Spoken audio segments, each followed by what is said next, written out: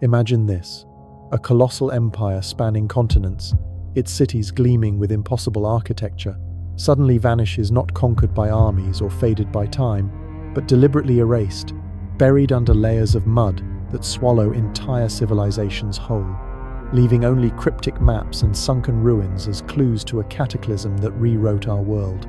What force could orchestrate such oblivion? And why does it feel like the ground beneath our feet hides secrets that could shatter everything we know about history?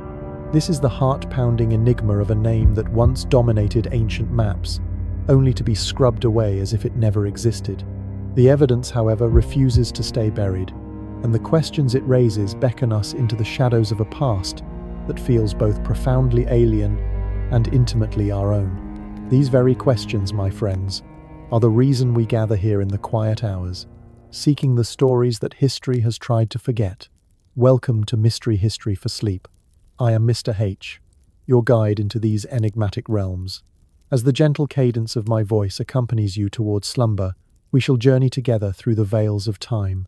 And if these tales of buried empires and hidden truths spark your curiosity, I invite you to join our community of seekers by subscribing and turning on notifications. Your presence helps us uncover more secrets together, one whisper at a time, ensuring you never miss an episode of our shared exploration. Now, let us return to the heart of the matter, the silent witnesses to this lost world. Let us begin with the maps. For over 3 centuries, from the 1500s to the 1800s, cartographers across Europe, French, Dutch, and German, all depicted a vast dominion known as Tartaria. This was no vague or empty space on their charts. These maps showed not just a single, monolithic territory, but a sophisticated empire with multiple realms under its influence, with detailed divisions such as independent Tartary, Chinese Tartary, and even Russian Tartary. The consistency across these historical documents is staggering. One must ask, why would independent mapmakers from rival nations, each with their own political agendas, agree on such specific details if this were all mere fantasy, or simply a lazy label for disparate nomadic tribes? The logic strains under the weight of such a coordinated, centuries-long delusion. These maps hinted at a civilization of immense scope and complexity. Yet, by the 19th century, as if by a silent global command, Tartaria evaporates from atlases overnight. It is a vanishing act on a planetary scale. Modern textbooks, when they mention the name at all, dismiss it as a vague and outdated term for the steppes inhabited by the Tartars, the diverse horse-riding peoples of Mongol and Turkic descent. But that explanation feels hollow. It crumbles under the slightest scrutiny. If Tartaria was merely a placeholder for unknown lands, a cartographic guess, then why were its boundaries drawn with such recurring precision? And more pointedly, why did it disappear so suddenly and so uniformly, as if a global edict had been issued, demanding its complete and total removal from the memory of humankind? It is here that theorists whisper of a grand conspiracy. They suggest that powerful and emerging entities, perhaps ambitious empires like Russia, expanding into the vastness of Siberia, deliberately rebranded these lands, absorbing Tartaria's legacy in order to conceal something far more profound about the true history of our world. At the very core of this incredible vanishing act lies the Great Mud Flood, a theorized global catastrophe in the 1800s that did not drown the world in water, but instead engulfed it in a thick, flowing mire of liquefied earth. Imagine great metropolises, teeming with life one day, then silenced and smothered the next, under a deluge of mud and debris that hardened like concrete, preserving the structures below, while a new surface was hastily rebuilt atop the ruins. This was not the gradual sinking that occurs from urban development, as mainstream historians often claim the simple paving over of old roads, the raising of streets for better sanitation.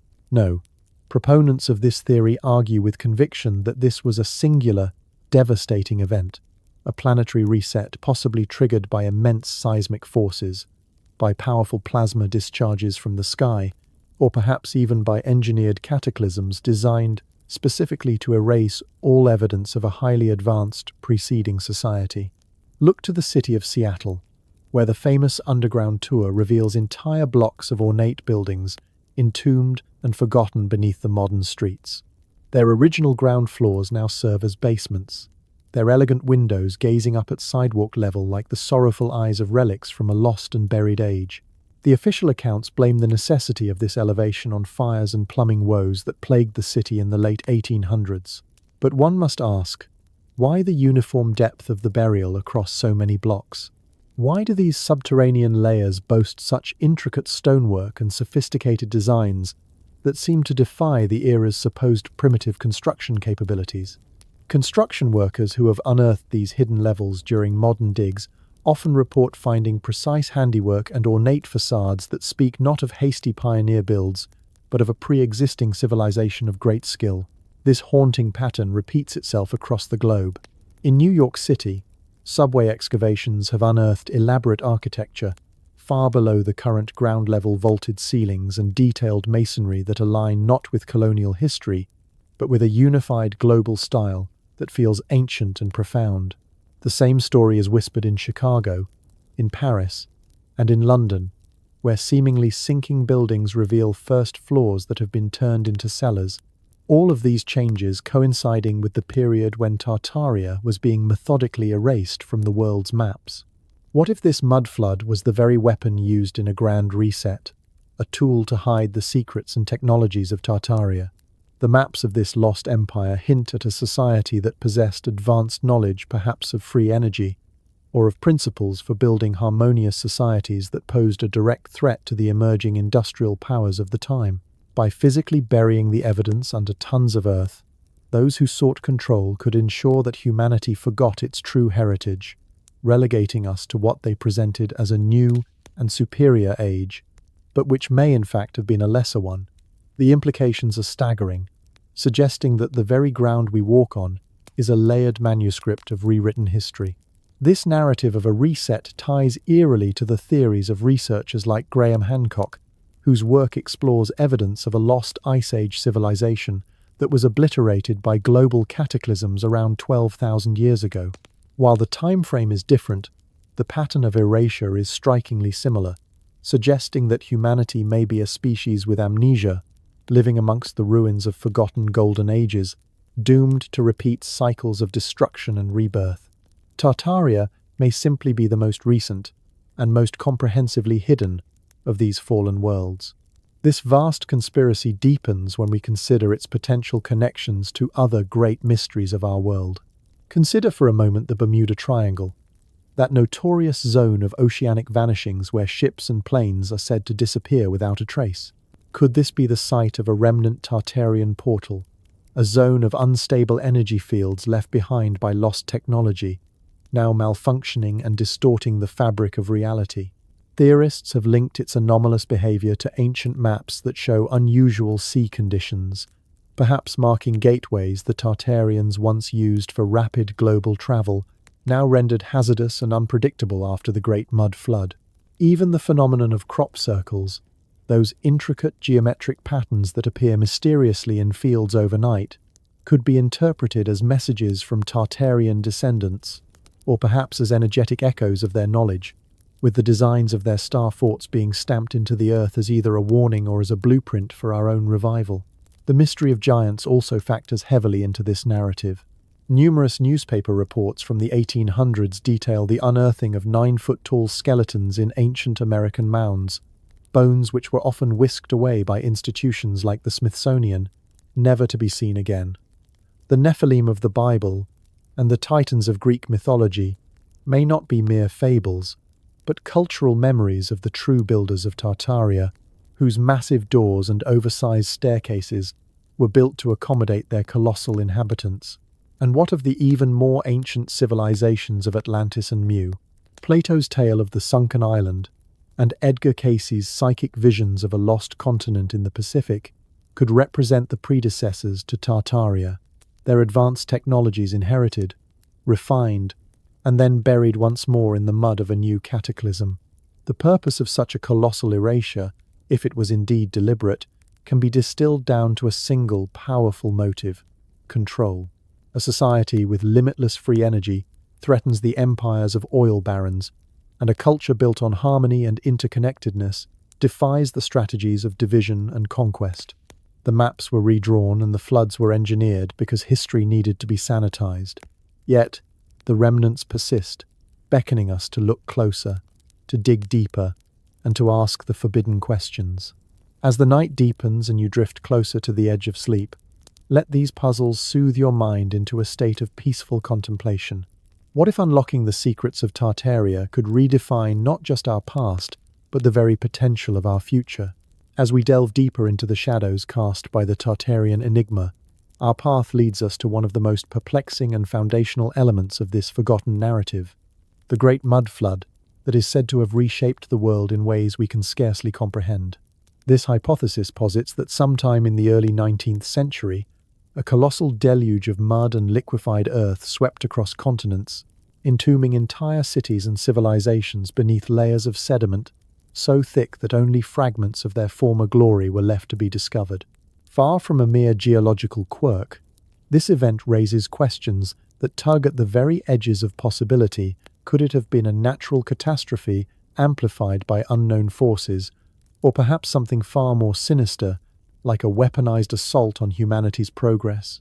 The mud flood theory, often intertwined with the Tartarian Empire's downfall, invites us to examine historical anomalies that defy conventional explanations, urging us to wonder if the ground beneath our very feet holds the secrets of a deliberate and sweeping erasure. Let us begin our investigation in the heart of America, in the city of Chicago, where the peculiar architecture seems to sink into the soil as if swallowed by an invisible tide. The historical accounts of the late 19th century describe a remarkable feat of engineering. The entire city was raised during the 1850s and 1860s, with engineers using thousands of jack screws to physically lift entire blocks of buildings, streets, and sidewalks to combat the city's notoriously poor drainage and constant flooding. But what if this celebrated raising was not a proactive measure against recurrent water problems, but a desperate and monumental act of excavation following a mud apocalypse? Photographs from that era, preserved in archives, show sidewalks elevated far above what should be the natural terrain. Beneath them lie forgotten chambers and entire ground floors, their windows peering out at the feet of passers-by like the half-buried eyes of a slumbering giant. Skeptics of the official history point to these images as damning evidence of Tartarian remnants, suggesting that the great city of Chicago once thrived at a much higher elevation before being inundated by a viscous, flowing tide of sediment that eventually hardened into the new landscape we know today. The mud, they argue, was not just waterlogged earth, but a liquefied slurry, a phenomenon possibly triggered by immense seismic upheavals or atmospheric disturbances that liquefied the soil on a truly global scale. Venturing westward, the city of San Francisco offers even more tantalizing and unsettling clues. The city's infamous 1906 earthquake is a well-documented disaster, but predating that event are tales of buried layers unearthed during periods of construction. Old maps and engineering reports detail building foundations sunk inexplicably deep into the earth, with artifacts like perfectly preserved cobblestone streets and ornate building facades discovered far below the current street grade. One particularly intriguing example is the Montgomery Block, a historic structure that miraculously survived both fires and quakes, yet its lower levels strongly suggest it was partially interred long before being reclaimed by the city's developers. Proponents of the mud flood theory suggest this pattern repeats itself in coastal and inland areas alike, where the uniformity of the sediment, a fine, clay-like deposit without the distinct stratification one would expect from gradual, year-over-year accumulation, implies a singular, rapid event that occurred on a massive scale. Imagine a wave not of water, but of churning, thick mud cascading from mountains or erupting from the ground itself, smothering entire metropolises in a matter of hours or days. This was not the slow erosion of centuries. It was a blitzkrieg of earth, leaving survivors to dig out and rebuild atop the ruins, all while the true cause of the catastrophe remained shrouded in mystery and official denial. What could possibly precipitate such a widespread and devastating calamity? Traditional science attributes similar, albeit much smaller, phenomena to soil liquefaction during major earthquakes or intense volcanic activity, But the mud flood hypothesis escalates this to the level of a planetary reset. Some theorists have linked the event to the Carrington event of 1859, a massive solar flare that was the most intense geomagnetic storm in recorded history, disrupting telegraph systems all across the world. They propose that such a powerful electromagnetic pulse could have destabilized the Earth's crust, causing soils across the globe to behave like quicksand on an unprecedented scale. Others draw parallels to ancient legends, such as the biblical Great Flood, where the waters receded to reveal a world utterly transformed. In this view, the mud flood might be a modern echo of Noah's deluge, but instead of divine wrath delivered via rain, it involved vast subterranean upheavals or the sudden melting of permafrost, releasing unimaginable torrents of silt. The connection to the legend of Atlantis is equally compelling. Plato's accounts describe a great civilization sunk by a cataclysm, and if Tartaria represented a post-Atlantean society, the mud flood could have been the final, devastating blow in a long cycle of rises and falls that has defined human history. Yet, the intrigue deepens considerably when we entertain the chilling notion that this flood was no accident of nature, but an engineered weapon in a covert and forgotten war. This leads us to the concept of geological warfare, where ancient or hidden technologies were used to manipulate the Earth itself as a battlefield. Theorists speculate that rival factions, perhaps remnants of even older empires or secretive cabals, seeking global dominance, deployed devices capable of inducing soil liquefaction through powerful sonic vibrations or directed electromagnetic fields. The historical whispers of earthquake machines echo here. Nikola Tesla himself famously experimented with mechanical oscillators that he claimed could shake buildings to their foundations, and if the advanced knowledge of Tartaria included such tools, a misused or weaponized version might have triggered the very mud that buried it. Imagine a scenario where Tartaria's enemies, sensing the Empire's technological and spiritual superiority, unleashed a catastrophic chain reaction, focused energy beams, or a series of subterranean detonations that turned solid ground into a flowing, city-swallowing morass, entombing armies, metropolises, and all of their secrets alike. This is not mere fantasy. Modern militaries today openly explore the possibilities of geoengineering, from weather modification to induced seismicity, suggesting that such awesome capabilities may have existed in veiled forms centuries ago. The human stories woven into this tapestry are just as profound. Diaries from settlers in the American West describe landscapes as being freshly muddied, with Native American tribes recounting oral histories of a great burying that forced their ancestors into mass migrations. In Africa and Asia, similar legends persist. The Dogon people's tales of sunken cities, or Chinese chronicles of great mud deluges during the Qing dynasty. These disparate narratives converge on a single, global event, suggesting a coordinated memory suppression by the colonial powers who benefited from the ensuing chaos, claiming empty lands that were, in reality, freshly unearthed and depopulated ruins. As the questions multiply, so do the implications for our own time. If the mud flood was indeed a weaponized event, who were the ones who wielded it? Fingers often point to the emerging industrialists and ancient bloodlines who sought to preserve their dominance by resetting human progress, ensuring their control over resources and historical narratives for centuries to come. The cataclysmic event not only buried the physical world of Tartaria, but also provided the perfect opportunity to bury its history, allowing the victors to write a new story upon a freshly laid, muddy foundation, a story in which they were the heroes and the innovators, and the magnificent world that lay just beneath their feet never existed at all. The mud flood, in this light, was not just a disaster, it was a pivot in human destiny, one that buried a world of brilliance to birth the age we now inhabit. In unraveling this thread, we uncover not just a disaster, but a pivot in human destiny, one that buried a world of brilliance to birth the age we now inhabit. As these layers peel away, the mud flood stands as a silent sentinel, guarding secrets that beckon the intrepid to dig deeper still. This grand inquiry, this peeling back of the very soil beneath our modern world, connects us all. And as you ponder these buried truths from your own corner of the globe, Perhaps a quiet village under a canopy of stars, or a sprawling city whose own foundations may hide similar secrets. I find myself curious. Where are you joining me from on this journey tonight? And what hour is it in your part of our shared timeline? Share your location and time in the comments. It is fascinating to see how far these whispers of the past have traveled. Have you ever stood in the shadow of a grand old building, perhaps a state capitol or an ornate opera house, and felt an inexplicable sense of being dwarfed, not merely by its size, but by its very intention? As you gaze up at doorways that soar 15 feet high, at staircases with steps that demand an unnatural and difficult stretch, have you wondered if these magnificent structures were crafted not for us, for ordinary folk, but for beings of truly extraordinary stature? The architecture of what some call the Tartarian legacy beckons with these very anomalies, pulling us into a realm where the fine line between established history and buried reality blurs into an intriguing haze. It is an invitation to question whether giants once walked this earth, shaping entire civilizations with hands that could cradle massive boulders like simple pebbles.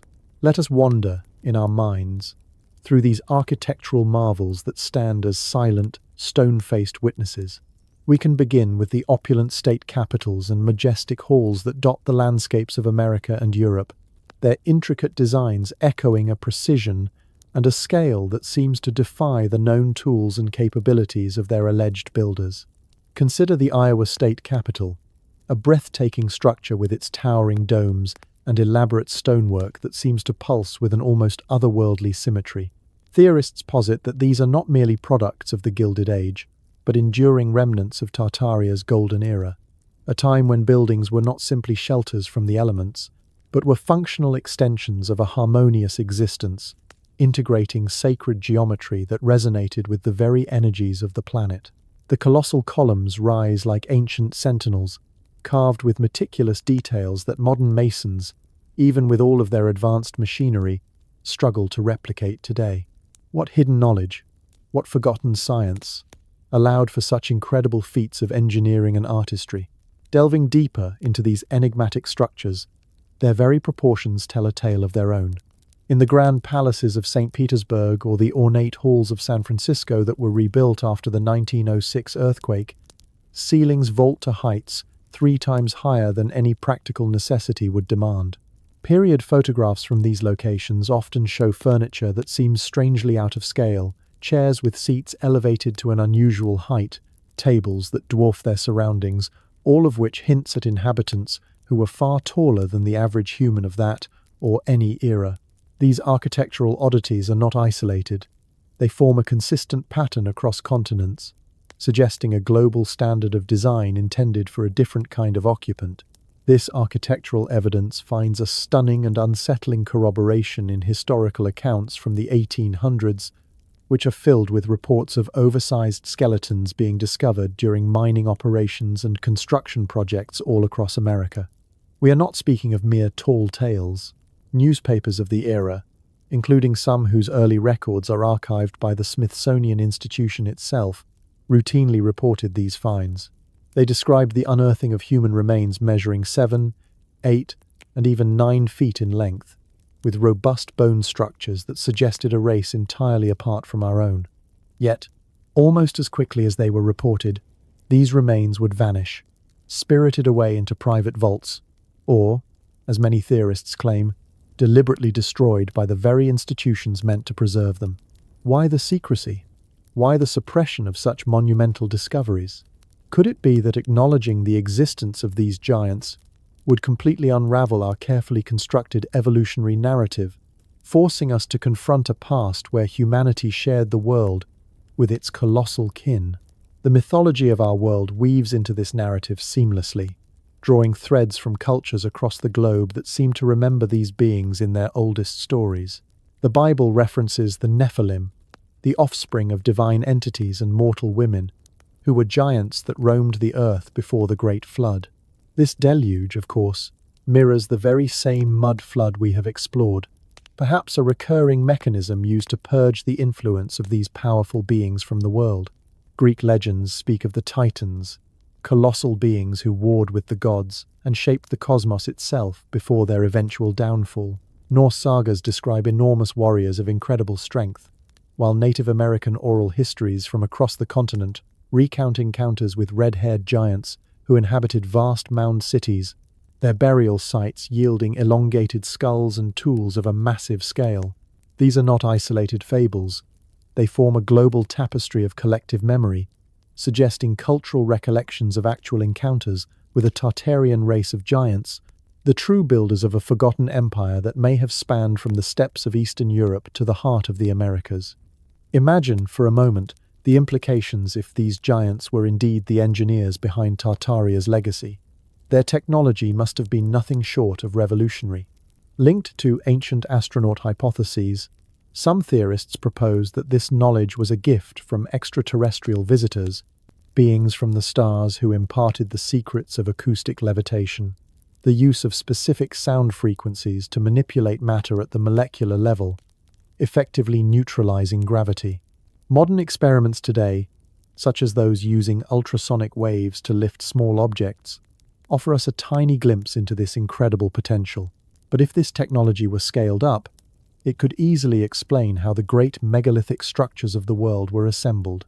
The pyramids of Egypt, the interlocking stones of Peru's Sacsayhuaman that weigh hundreds of tons, all could have been constructed without the need for modern cranes. The star forts, those geometric bastions we have pondered, might not have been mere defenses but powerful energy conduits, their angles and proportions meticulously designed to harness resonance, perhaps to power their cities or even to facilitate interstellar communication. To give these giants a deeper, more profound origin, we can trace their lineage back even further, to the lost mother civilizations of Atlantis and Mu. Plato's accounts describe the Atlanteans as a tall and technologically superior race, their catastrophic downfall by flood and earthquake, echoing the very reset that seems to have befallen Tartaria. The psychic readings of Edgar Cayce describe the inhabitants of the lost Pacific continent of Mu as giants who wielded advanced crystal technology, their survivors scattering across the globe to seed new civilizations after their homeland sank beneath the waves. Could the Tartarian giants be the direct descendants of these ancient peoples? Their grand architecture, a faded but still magnificent echo of the submerged wonders of Atlantis and Mu. The puzzle pieces seem to align, suggesting a cyclical history of rise and fall, with each new civilization building upon the fragmented knowledge of the last. The giants of Tartaria may represent one of the last brilliant flashes of this ancient, unbroken lineage before the most recent and thorough reset plunged the world into a state of collective amnesia. The proportions of their buildings, the consistency of their myths, and the haunting presence of their hidden bones all converge on a single, paradigm-shattering narrative that challenges our diminutive view of history, urging us to look up, to stretch further, and to wonder if we are but the small shadows of a much taller, much grander past. From the buried echoes of a silenced era, our exploration now turns to the tantalizing whispers of technologies that could have rewritten the fate of humankind innovations, so profound they seem plucked from the pages of science fiction, yet rooted in the artifacts of a bygone world. What if the grand spires and intricate domes that adorn the most majestic Tartarian structures were not mere ornaments of aesthetic ambition, but were in fact functional conduits for harnessing the boundless and ever-present energy of the atmosphere itself? This notion propels us into a realm where the concept of free energy was not a dream deferred, but a living reality that was systematically and ruthlessly suppressed. As we navigate these incredible ideas, prepare to question the very foundations of our energy-dependent society, for the clues scattered across our world suggest a civilization that literally drew power from the air, illuminating its magnificent cities without the chains of coal or the pollution of oil. Envision a global landscape dotted with towering edifices, their metallic finials and intricate lattices piercing the sky like a forest of silent antennas, all attuned to invisible forces. Theorists delving deep into Tartarian lore propose that these were no ordinary buildings. They functioned as massive, passive receivers, designed to tap into the planet's atmospheric electricity, a natural and inexhaustible reservoir of power that is constantly being generated by the Earth's ionosphere and the thousands of thunderstorms that rage across the globe at any given moment. This concept, often referred to as etheric energy or radiant energy, posits that the very atmosphere around us is alive with charged particles, a sea of potential just waiting to be harvested without the need for any kind of fuel. This was a technology of harmony, not of extraction. It worked in concert with the planet's natural systems rather than against them. It is here in our story that Nikola Tesla, the enigmatic and brilliant inventor whose name is synonymous with electrical wizardry, enters the narrative not as an originator, but as a great rediscoverer, a bridge between our modern era and a lost age of technological splendor. Tesla's famed Wardenclyffe Tower, which began construction in the year 1901 on Long Island, was a magnificent structure designed to transmit wireless power across vast distances, drawing its energy from the Earth's own resonant frequencies. Intriguingly, Tartarian enthusiasts draw undeniable parallels between the design of Wardenclyffe and the ornate cupolas and spires that sit atop the old world architecture found across the globe, structures like the famous Singer Building in New York City or the Palais Garnier in Paris, with their gilded roofs and spire-like protrusions. These, they argue, were nothing less than proto-Tesla towers, scaled up and integrated into a global grid that provided free and clean energy distribution to the entire empire. Imagine a worldwide network where power flowed as freely and abundantly as the air we breathe, without the need for meters or the control of monopolies, powering street lamps that glowed eternally, and machines that hummed with life without the slightest trace of combustion. Yet, just as this vision neared reality, funding for Tesla's project mysteriously dried up, and the magnificent tower was unceremoniously demolished in the year 1917, amid persistent whispers of deliberate suppression by financiers like J.P. Morgan, who stood to profit immensely from a system of wired, metered electricity. Delving into the mechanics of this lost science, the theory hinges on concepts that challenge the very pillars of modern physics. One such concept is cold electricity, a form of energy that behaves differently from the conventional current we use today. It does not heat the conductors it flows through, but moves with an ethereal and incredible efficiency. In the 1970s, an inventor named Edwin Gray demonstrated motors that he claimed ran on this very principle, asserting that he had rediscovered lost techniques, perhaps the very techniques of Tartaria that could convert this ambient, radiant energy into usable power. Gray's devices, which became shrouded in controversy and were allegedly suppressed by government raids, mirrored Tesla's own experiments with high-frequency oscillations. Within the context of Tartaria, it is theorized that this cold electricity animated the elaborate fountains and incredible mechanical wonders of the world's fairs, events that are now seen by many as the last great showcases of salvaged and misunderstood Tartarian technology. The architectural evidence for this forgotten technology is scattered worldwide, waiting to be seen with new eyes. The star forts, those star-shaped bastions from the Renaissance era, are reinterpreted not as defensive works, but as powerful geomagnetic amplifiers.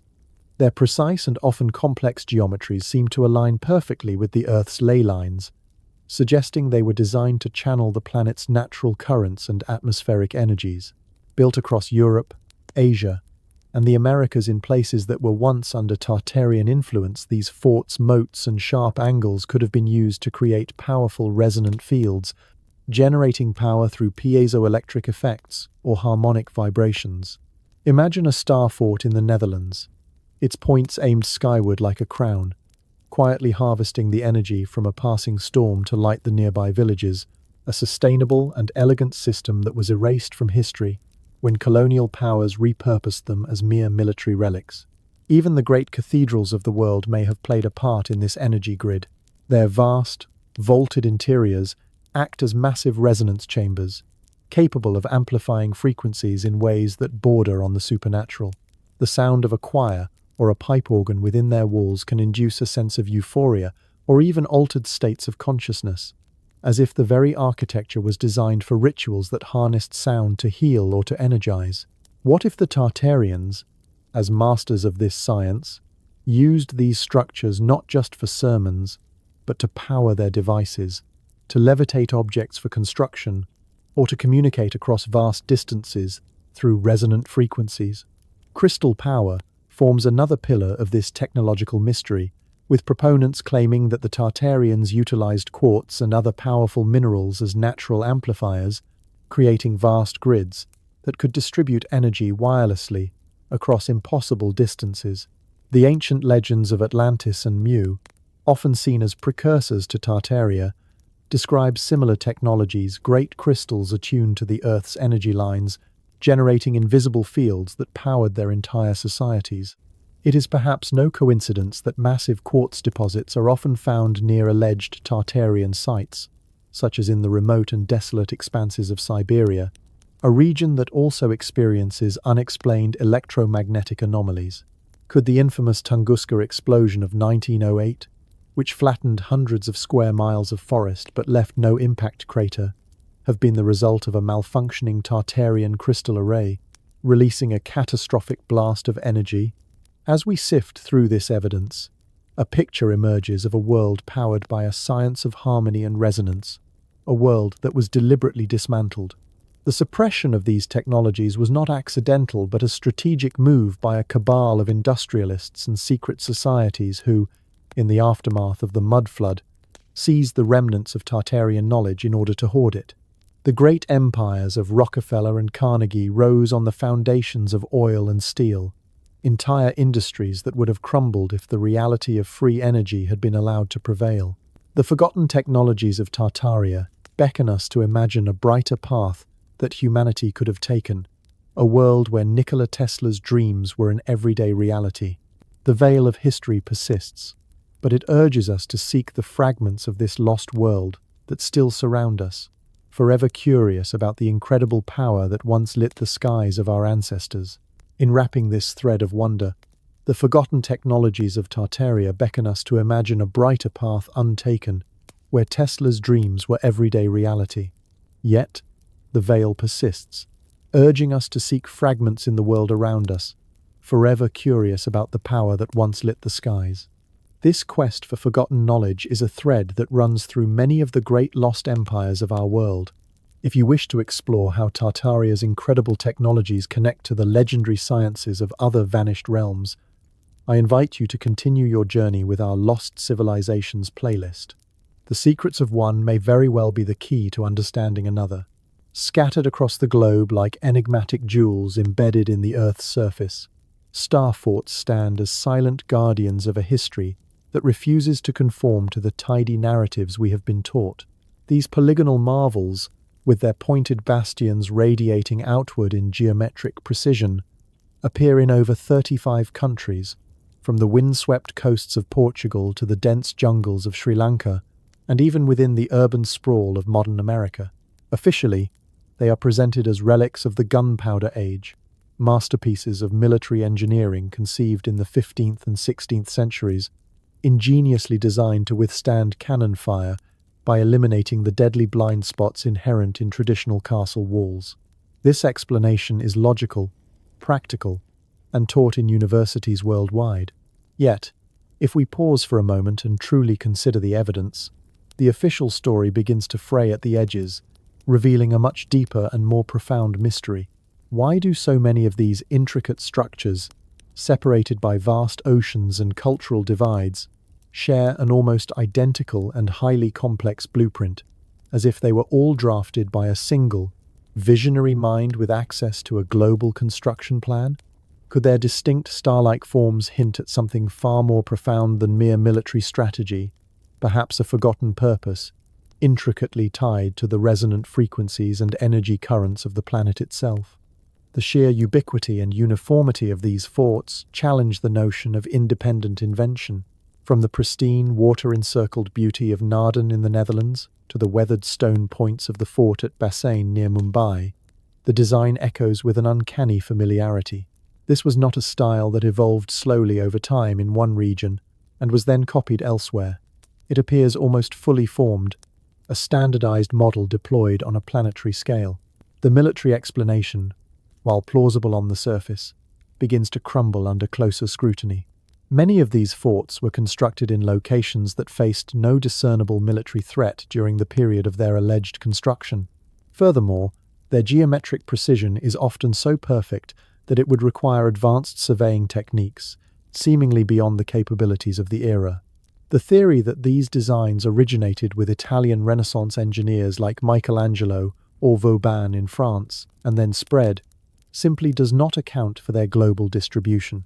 How do we explain the star-like defensive elements found at Osaka Castle in Japan, or the star fort characteristics of Fort Jesus in Mombasa, Kenya? Were these disparate cultures all coincidentally visited by the same European military architects? Or is it more likely that these forts are the remnants of a single, unified global civilization that predates the official timelines, a civilization many have come to call Tartaria? In this view, the defensive narrative was not their original purpose, but a convenient retrofit, a new story applied to ancient structures to mask their true and far more incredible function. This brings us to the heart of the alternative theory, that these were not forts but nodes in a vast global energy network. Theorists who have studied these sites suggest that they were intentionally built upon the Earth's ley lines, those invisible pathways of geomagnetic energy that are said to crisscross the planet. The star-like geometry, in this context, was not for defense, but was a functional design meant to act as a massive amplifier for these natural Earth energies, channeling the planet's vibrations into a source of usable power. This idea gains considerable traction when you note how many star forts incorporate elaborate water features, moats, canals, or reservoirs that could have acted as conductors for acoustic or electromagnetic waves, harnessing tidal forces, or even the piezoelectric effect, to generate electricity from pressure and vibration. The entire structure, then, becomes a living machine, humming in perfect harmony with the cosmos. The science of cymatics adds another compelling layer to this puzzle. Cymatics is the study of visible sound and vibration, which demonstrates how certain frequencies can shape matter, like sand or water, into beautiful and complex geometric patterns. The shapes created are often perfect, star-like forms, eerily similar to the layouts of these forts. If vibrations can sculpt matter on a small scale, why not on a grand one? Theorists suggest these forts were literally built from sound, their very forms tuned to specific cosmic frequencies. They may have generated harmonic fields that promoted well-being, healed the sick, or even altered the consciousness of those within their walls. Imagine communities gathering inside, not for the grim preparations of war, but for rituals of sound and light, where the fort's very design resonated with healing tones, fostering an environment of joy and unparalleled unity among its inhabitants. Delve into the mathematics behind their design, and the intrigue only deepens. Star forts often adhere to the principles of sacred geometry, with their angles and proportions mirroring the golden ratio or the forms of platonic solids. The citadel of Lille in France, for example, boasts a pentagonal core with extended ravelins, its layout evoking the pentagram, a symbol long associated with the harnessing of mystical energies. This suggests that their builders possessed a profound understanding of how form and frequency interact, an understanding that has been lost to our modern world. The many unexplained underground tunnels and chambers found within these forts, which extend far beyond what would be needed for military storage or escape routes, could have housed the complex mechanisms for this energy storage and distribution, perhaps containing giant crystals or metallic alloys designed to conduct the powerful etheric currents of the Earth. In this Tartarian framework, the star forts were the power stations of a forgotten age, sustaining a civilization that thrived not on conflict, but on a deep and symbiotic relationship with its environment. Their legacy, though now cloaked in a false narrative of war, continues to whisper of a world of boundless, clean, and free energy, waiting silently for us to remember how to listen. Picture yourself soaring silently through the twilight skies aboard a colossal airship, its hull gleaming under the soft light of the stars. You are not propelled by the roar of engines or the burning of fuel, but by a gentle, invisible hum of energy that seems to emanate from the very ether of the atmosphere. Below you, the cities of a forgotten empire pulse with a clean, radiant light, their tallest spires reaching up to meet your vessel as it docks effortlessly with a tower that shimmers as if it were carved from captured lightning. This is not a scene from a work of science fiction. It is the tantalizing glimpse that emerges when we piece together the fragmented clues of Tartaria's lost technologies. It is a world where free energy flowed as abundantly as the great rivers of the earth, and where magnificent airships, powered by the immense and subtle power of crystals, navigated the skies with an elegance and efficiency that we can now only dream of. The investigation into these incredible innovations begins in the dusty archives of our own recent past, within the grainy photographs and obscure patents of the late 1800s and early 1900s. These documents, often dismissed as the primitive and failed experiments of early aviation, tell a very different story upon closer inspection. The official narrative would have us remember these vessels as clumsy and dangerous dirigibles, prone to disaster like the infamous Hindenburg. Yet, as we delve into the accounts from that era, a picture emerges of vessels that were far more advanced than we have been led to believe. They were described as being capable of achieving an almost unlimited range, hovering with an eerie and unnatural stability. Their great envelopes filled not solely with flammable hydrogen gas, but perhaps augmented by powerful electromagnetic fields drawn directly from the surrounding air. Theorists speculate that these were not new inventions, but the last surviving remnants of Tartarian engineering, a technology that was briefly rediscovered before being systematically suppressed. Imagine the grand docking stations that historical sketches suggest once existed atop the skyscrapers of cities like Tulsa and New York, where these silent airships would moor themselves with incredible precision, ferrying passengers and cargo without the noise and pollution of our modern world. Why do our official histories so thoroughly downplay these capabilities? Why are they attributed to mere early aviation experiments, when so many eyewitness reports from the era describe strange lights and humming sounds that hint at something far more advanced, like anti-gravity propulsion? The answer to how these majestic vessels were powered lies at the very core of Tartaria's technological prowess: crystal power. Proponents of this theory claim that the Tartarians had mastered the use of quartz and other powerful minerals as natural amplifiers for energy. They may have created vast grids that could distribute this energy wirelessly across great distances, a technology that finds its echo in the legends of the precursor civilizations of Atlantis and Mu. These ancient tales describe similar technologies, where great crystals were attuned to the Earth's ley lines, generating powerful energy fields that could power entire cities. In modern science, we have a glimpse of this potential in the piezoelectric effect, where certain crystals produce electricity when subjected to pressure. But when scaled to the level of Tartarian understanding, this principle could have been used to levitate massive stones for construction, or to illuminate entire cities without the need for a single wire. It is perhaps no coincidence that massive deposits of quartz are often found near alleged Tartarian sites, such as in the remote expanses of Siberia, a region that is also known for its unexplained electromagnetic anomalies. The magnificent airships of this lost era were the beneficiaries of this incredible science.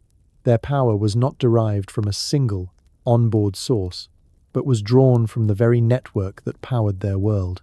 The star forts, those enigmatic geometric strongholds scattered across the globe, were not built for war, but may have been the anchors of this planetary grid, their very forms designed to harness and amplify the natural energies of the Earth. The airships would traverse this grid, navigating along the invisible ley lines, their crystal arrays resonating with the energy being broadcast from the star forts and the great cathedral-like power plants below. The tall spires on these buildings, equipped with their own crystal receivers, would have served as the docking and recharging stations for this aerial fleet. This was a fully integrated and symbiotic system of global transportation and energy, a testament to a civilization that understood the deep and resonant physics of our planet. The demise of these incredible machines is a story of conspiracy and suppression.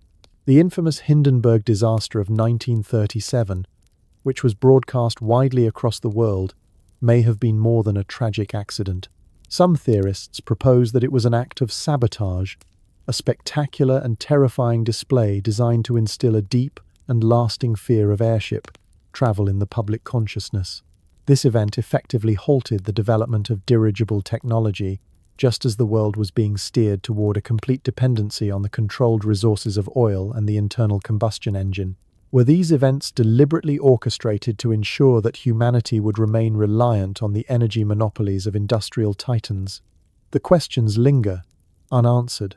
The technology of the airships, and the free energy that powered them, represented a profound threat to the economic empires of the time, and it was a threat that had to be eliminated. The remnants of this lost technology still whisper to us from the past, promising a future that was stolen, but which might one day be reclaimed. The enigma of this lost technology persists, drawing us deeper into the night and toward the heavens, where these silent giants once roamed. As you lie there, perhaps under a moonlit sky or in the gentle glow of a distant dawn, where are you joining me from on this voyage through time? What hour lights your clock as these visions of crystal-powered airships unfold in your mind? Do let me know in the comments below. It is a wonderful thing to connect across the globe, united in our shared curiosity for the skies that once were. In the glittering annals of human achievement, few spectacles capture the imagination quite like the grand world's fairs of the late 19th and early 20th centuries. These were vast expositions where nations paraded their ingenuity, where cultures met in a harmonious display of progress, and where breathtaking visions of the future materialized amid pristine lagoons and towering pavilions. Yet, beneath the celebrated veneer of these gatherings lies a web of profound and unsettling questions that beckon us to peer much closer, to deconstruct the very performance of history that was being staged. Were these fairs truly built from scratch in a matter of mere months by mortal hands, or did they instead unveil the salvaged, breathtaking splendor of a concealed and ancient past? As we wander through the ghostly echoes of these ephemeral empires, a startling hypothesis emerges. The suggestion that what was presented to the world as modern innovation might have been the last, fleeting glimpses of a vanquished civilization, hastily exhibited before being systematically consigned to oblivion through calculated acts of demolition and fire. Let us transport ourselves to the heart of Chicago, in the year 1893, where the world's Columbian Exposition unfolded like a dream woven from white plaster and the mesmerizing glow of electric lights. Spanning over 600 acres along the shores of Lake Michigan, this white city featured magnificent neoclassical palaces, intricate canals, and towering statues that evoked the grandeur of ancient Rome or Athens. The Court of Honor, with its great basin reflecting the majestic domes and colonnades, was brilliantly illuminated by thousands of incandescent bulbs, a technological feat credited to the genius of modern inventors. The official records, the stories we are told, claim that this entire fantasy land was constructed in under 2 years, employing tens of thousands of workers who erected these monumental structures, primarily from a material known as staff, a supposedly temporary mixture of plaster over simple frames of wood and iron. But let us pause and consider the sheer, mind-bending scale of this endeavor. We are speaking of over 200 individual buildings, including the massive manufactures and liberal arts building, which itself spanned 32 acres and stood as the largest roofed structure in the entire world at that time. How could such opulence, such precision, and such monumental engineering arise so swiftly in a city that was still recovering from the devastating Great Fire of 1871? It is here that proponents of the Tartarian theory whisper a different story. They suggest that these were not new creations at all, but were instead the excavated remnants of a pre-existing and far more ancient metropolis, unearthed from the thick mud layers of a recent cataclysm and hastily repurposed to dazzle the masses, while simultaneously masking their true and inconvenient origins. The fair's impossibly rapid assembly fuels this speculation. Photographs from the era, when scrutinized with a critical eye, seem to show construction sites where magnificent buildings appear partially buried, with workers seemingly in the process of digging out their foundations rather than laying them anew. What if the official construction photos, of which there are suspiciously few for a project of this magnitude, were staged to create a false narrative of creation? The fair's closure in October of 1893 marked the beginning of its eerie and suspiciously swift demise. Within just a few months, a series of devastating fires ravaged the grounds not once, but in multiple separate incidents, culminating in a final, great blaze in July of 1894 that reduced much of the beautiful white city to a pile of smouldering ash. Official explanations cite arson or simple electrical faults, but the timing raises profound and troubling questions.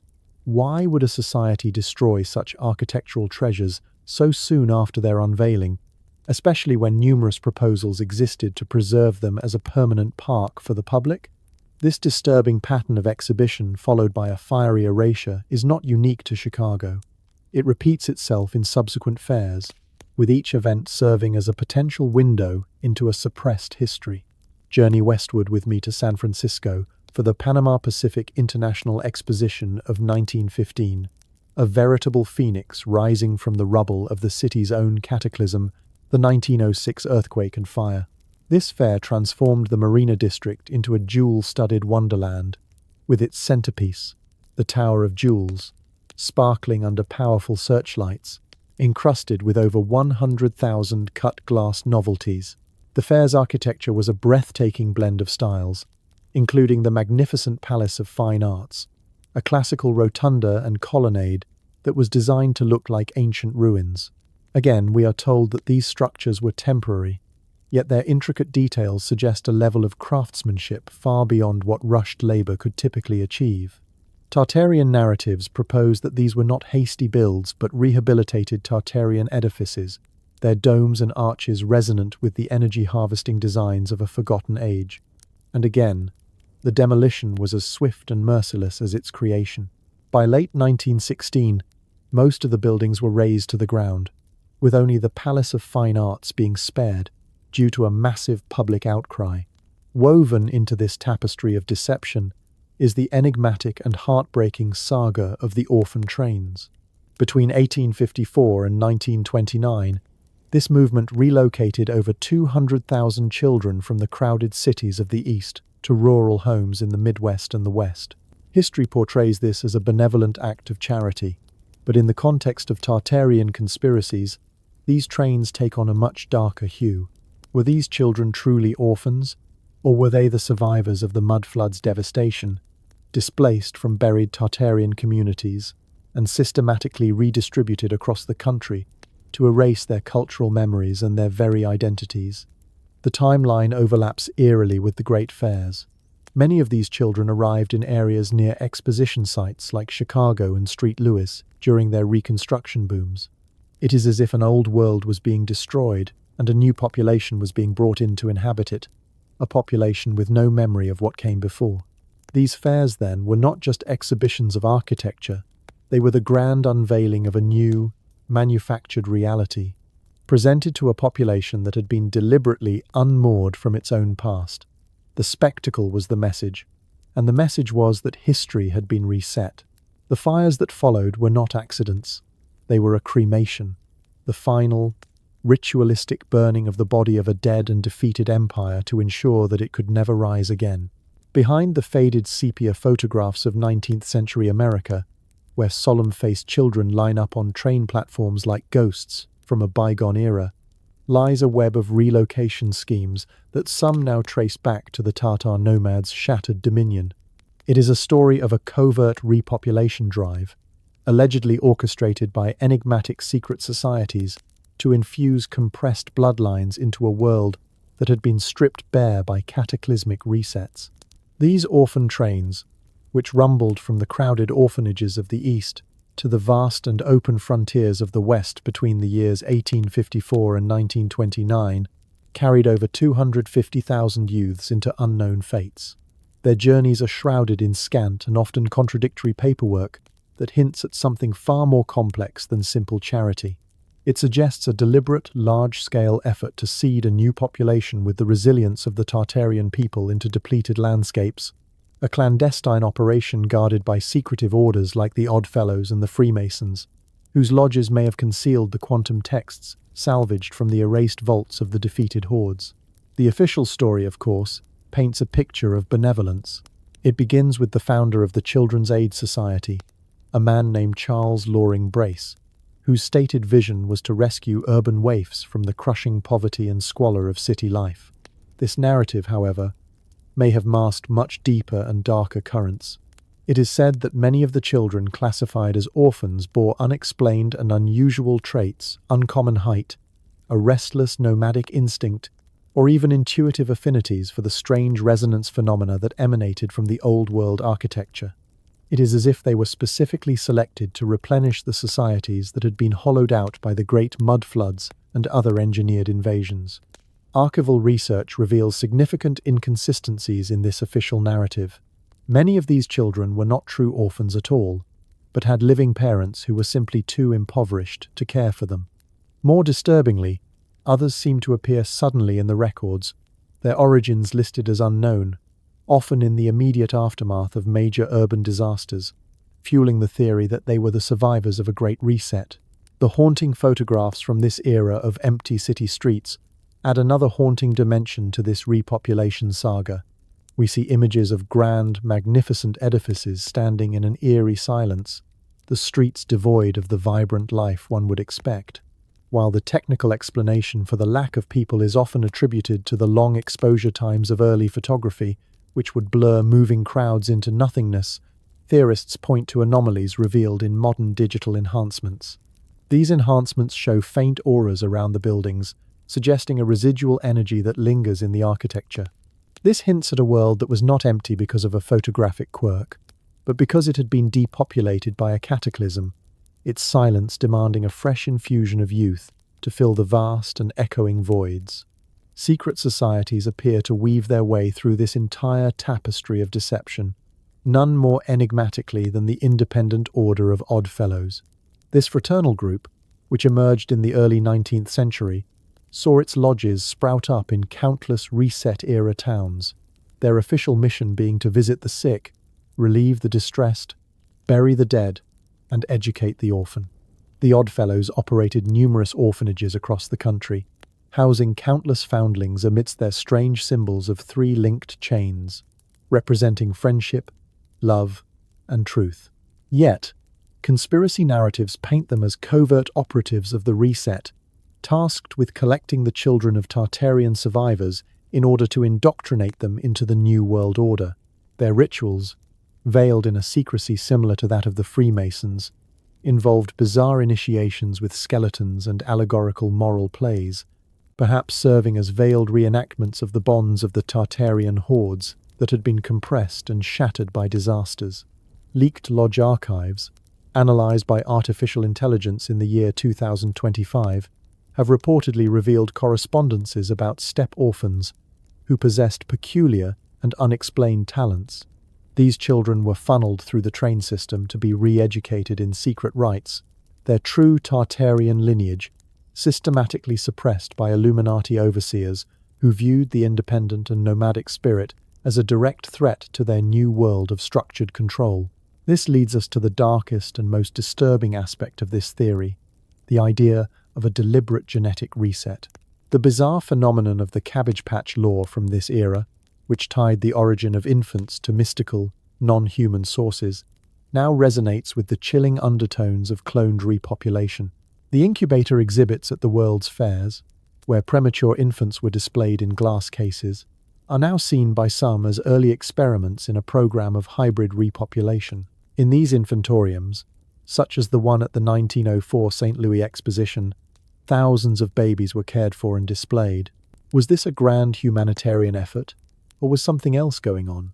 Was it possible that Tartarian genetic material, unearthed from the mud flood vaults, was being used to breed a new, compliant population, their natural nomadic resilience and quantum heritage diluted to better serve the needs of the new empires? The Illuminati, the elusive cabal that seems to weave its way through all of these conspiracies, is alleged to have masterminded this entire operation.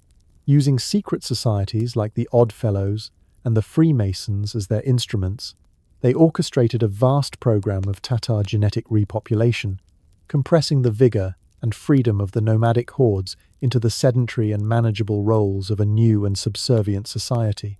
The Australian Home Children program runs as a chilling parallel to these events, revealing that this was not just an American phenomenon. In this scheme, British youths were shipped to the colonies, their placements in remote farms echoing the nomadic dispersals of the Tartarian people, compressed and controlled by imperial designs. It suggests a global network, with secret societies coordinating these infusions of population, their rituals perhaps serving as a code for activating the dormant quantum potentials within these children. As we trace these threads of repopulation, a spiral of curiosity emerges. If the orphan trains were indeed used to disseminate Tartarian hybrids to refill the erased landscapes of a forgotten world, what other quantum texts did the Oddfellows and Freemasons conceal within their lodges? And why do modern artificial intelligence, insights, and genetic studies seem to glow with the hints of a long-suppressed nomadic resurgence? The empty photos, the strange incubator babies, and the encoded symbols of the secret societies all converge in a mosaic of speculation, where a powerful and ancient legacy was compressed, scattered, and hidden within the bloodlines of a new America. The enigma unfolds, its whistles echoing the forgotten cries of generations past. If this haunting chapter of our hidden history resonates with you, and if you wish to continue piecing together these fragmented stories with us, consider subscribing to our community and enabling notifications. Your own family's history might hold a piece of this puzzle, and we invite you to share your thoughts and reflections in the comments below as we continue this journey together into the shadows. Amid the flickering flames of forgotten epochs, where knowledge once bloomed like eternal and sacred gardens, lies the haunting tale of the great ancient libraries. These were vast and irreplaceable repositories of wisdom that held the keys to civilizations now long shrouded in mystery. These sanctuaries of scrolls, of priceless codices, and of inscribed tablets were not mere collections of words. They were the very beating hearts of human ingenuity, safeguarding secrets that could unravel the tightly woven threads of our accepted past. Yet, time and time again throughout history, they have met with fiery, catastrophic ends, their irreplaceable contents reduced to ash and smoke in acts that echo with a chilling sense of purpose rather than mere accident. In the long shadow of the Tartarian enigma, one cannot help but ponder, did these repeated and systematic destructions specifically target the lore of a forgotten global empire, its incredible technologies, and its harmonious people?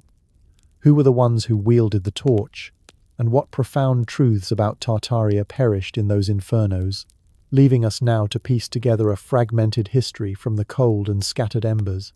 Our mournful pilgrimage begins in the sun-drenched sands of Egypt, where the great library of Alexandria once stood as a brilliant beacon of enlightenment for nearly a millennium. Founded in the 3rd century before Common Era by Ptolemy I Soter, this monumental edifice is said to have housed up to 700,000 scrolls, drawing the greatest scholars from across the known world to debate philosophy, mathematics, and astronomy within its hallowed halls.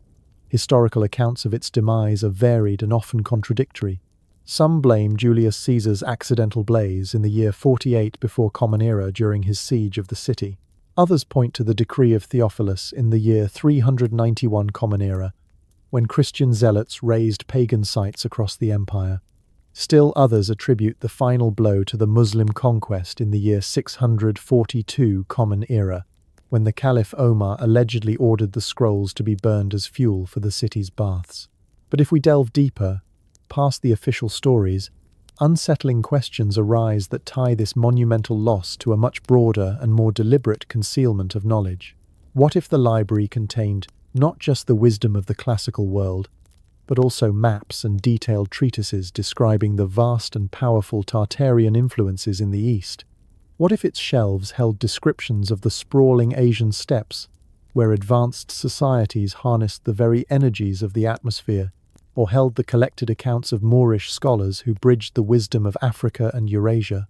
Proponents of this hidden history suggest that the various destructions of the library were not separate, unrelated events, but a series of targeted purges, orchestrated first by Roman emperors who feared the power of such knowledge, and later by religious authorities who sought to eliminate any texts that challenged their new and rigid biblical timelines.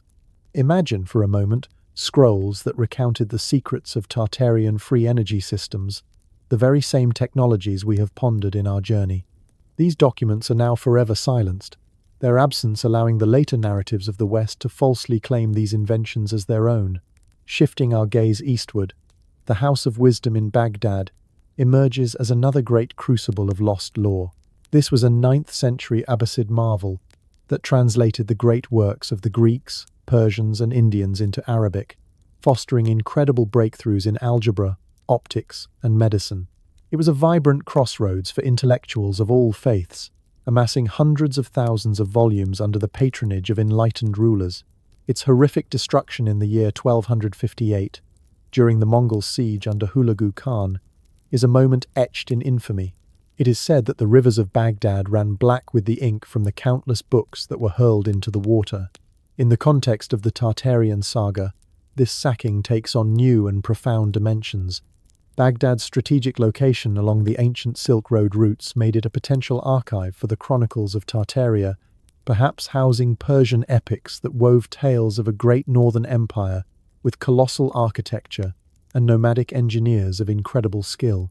Hulagu Khan, the grandson of Genghis Khan, may have been acting not just as a conqueror, but as an agent of erasure, deliberately eradicating the records of a rival legacy, one that portrayed the Tartar people not as savage barbarians, but as the sophisticated heirs to an ancient and powerful realm. This chilling pattern of cultural and historical erasure repeats itself across the globe. In Mesoamerica, the devastation of the great libraries by the Spanish conquistadors in the 16th century reveals the same brutal methodology. The Maya codices, intricate and beautiful bark paper books that chronicled their advanced understanding of astronomy, their complex calendars, and their sacred myths, numbered in the thousands before the arrival of the Spanish. Bishop Diego de Landa's infamous auto de fe in the year 1562 saw a vast and irreplaceable quantity of these codices incinerated, with the bishop deeming them to be devilish works. Only 4 are known to have survived to this day. These lost books contained precise celestial observations and architectural alignments that parallel the claims of a global Tartarian energy grid. Imagine what other secrets they held. Perhaps they contained the records of ancient mariners from the east, linking them to the Moorish or Tartarian navigators who shared the secrets of pyramid building across the vast oceans of the world.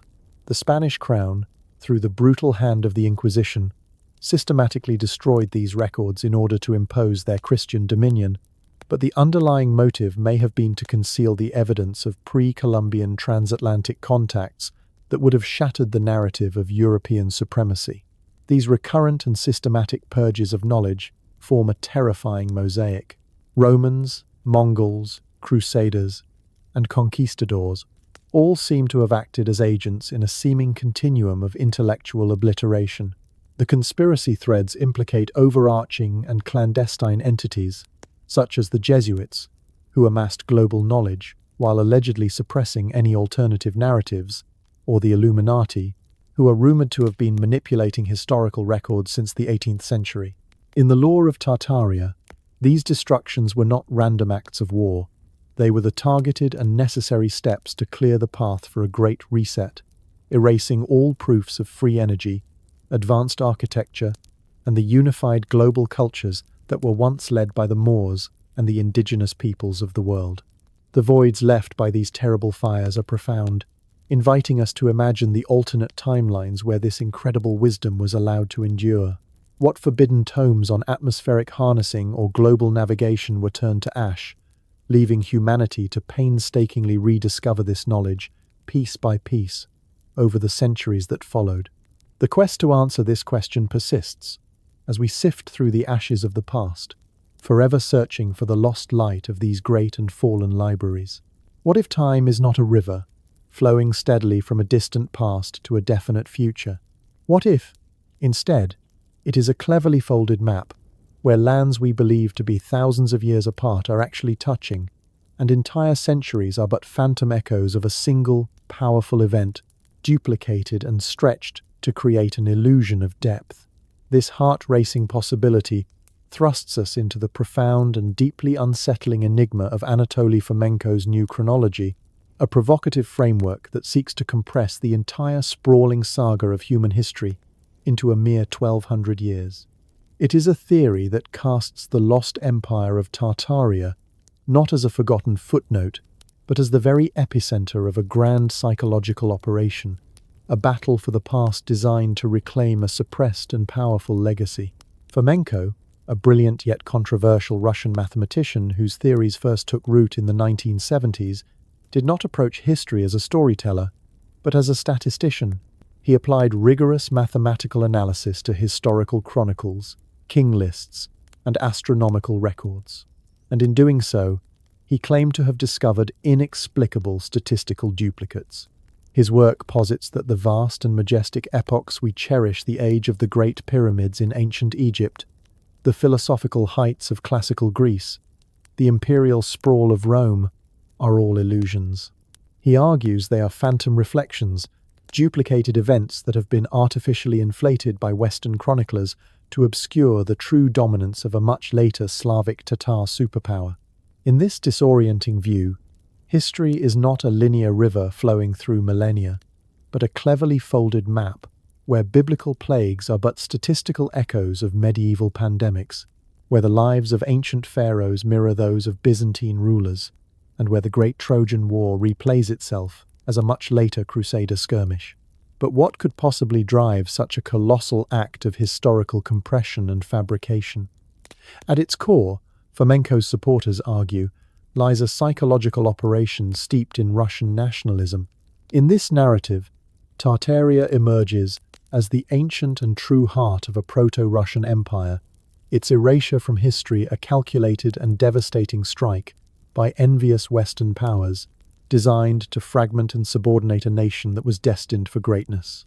This narrative resonates deeply in post-Soviet Russia, fueling a sense of historical victimhood and a powerful drive for resurgence, especially amid modern conflicts like the one in Ukraine, where ancient sites are being excavated under the very shadow of war, hinting at the buried keys to this compressed and contested timeline.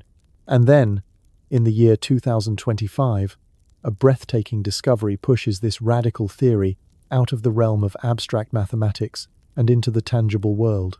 A team of divers descends into the shadowy abyss of the Black Sea, their lights piercing the darkness to reveal ancient quarries carved with an impossible and unnatural precision.